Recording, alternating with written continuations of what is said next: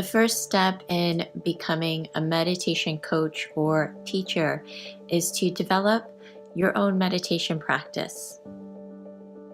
Are you willing to commit to your personal practice?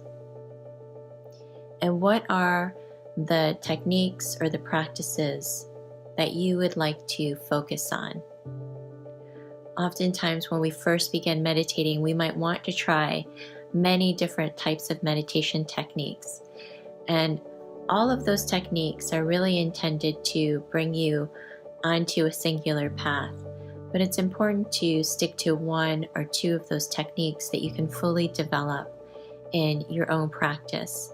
And something that's important to ask yourself is, how much time am I willing to commit each day to my own personal practice? Are you willing to meditate 30 minutes a day, an hour a day, to develop yourself and your own practice? With developing anything that we want to teach or share, it's important that it's really coming from us. And what's going to anchor you as a meditation teacher or a coach is your own direct experience, the knowledge that you've received and integrated from your own meditation practice.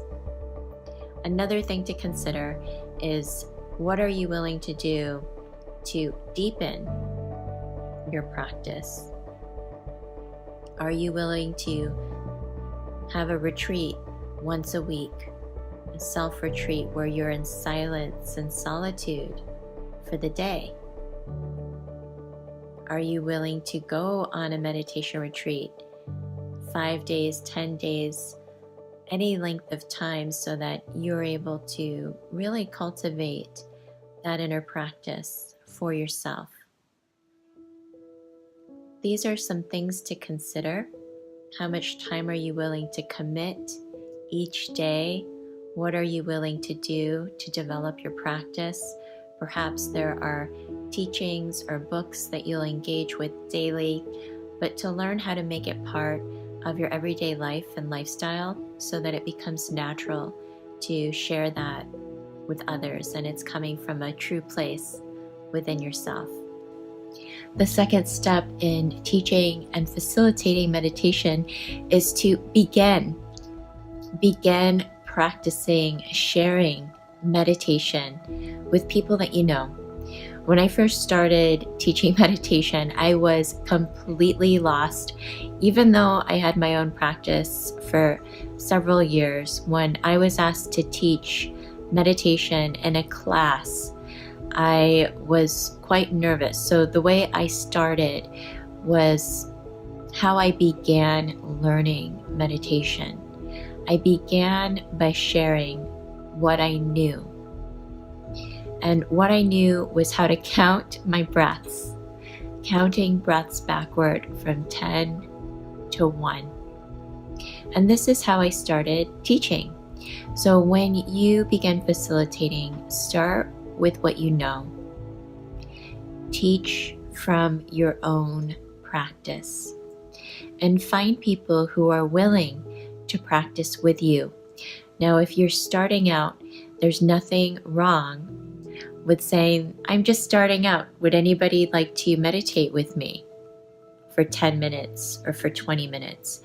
And put up a PSA announcement. Say, I am going to teach meditation every Tuesday at 2 p.m. for 20 minutes. And offer that at your workplace or offer that wherever you are or at a center, and see who comes, see who's willing to come and share that space with you. Because in the end, it isn't just about what you say. It's about the intention and willingness to share meditation, to create that space.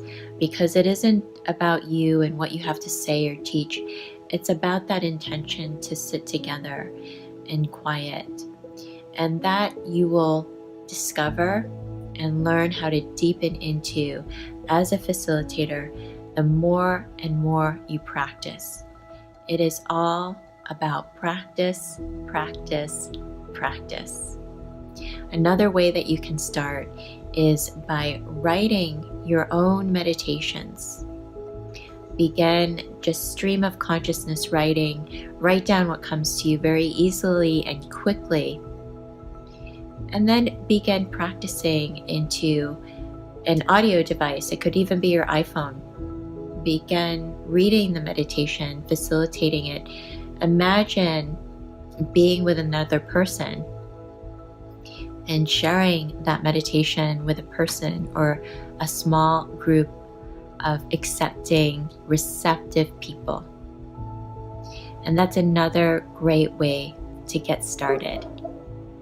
The third step in becoming a meditation coach or teacher is to refine your offering. Think about what kind of meditations you'd like to offer, the practices, the style, or technique. And it's important to know your audience. Who are the people that you would like to create and offer meditation services to? It's important that you know your audience, the level at which they'll begin a meditation practice. Are they complete beginners? Do they have experience in yoga or other spiritual practices? Because a meditation that you offer to a group of healers could be very different than a quality of meditation you'd offer at a corporation. So find out who your audience is. How do they live? What do they need? What are they looking for? Their fears, their goals. Really learn intimately about your core audience. When you know your audience, you understand how to be of service to them. So think about who you would like to develop meditations for. And lastly, think about creating meditation material so that people can become familiar with your work. This could be writing a short ebook or putting together a few guided meditations, some kind of starter kit. And this gives people an opportunity to familiarize themselves with your work and decide if it resonates with them. So that's the last thing that you can do, is develop meditation material. You can make a video, an audio, an ebook, anything that might engage people, something that's fun for you to offer, that would be exciting for you to offer. If you'd like to learn more about becoming a meditation coach or teacher, I invite you to learn about our LIBERATE Meditation Coach training course. We run the course several times a year. It's a multi-disciplinary course that includes leadership coaching, meditation, and energy healing. And it's an integrative practice so that you can really help people tap into the best versions of themselves so that they can come to realize their own potential, their own gifts, and achieve their life intentions.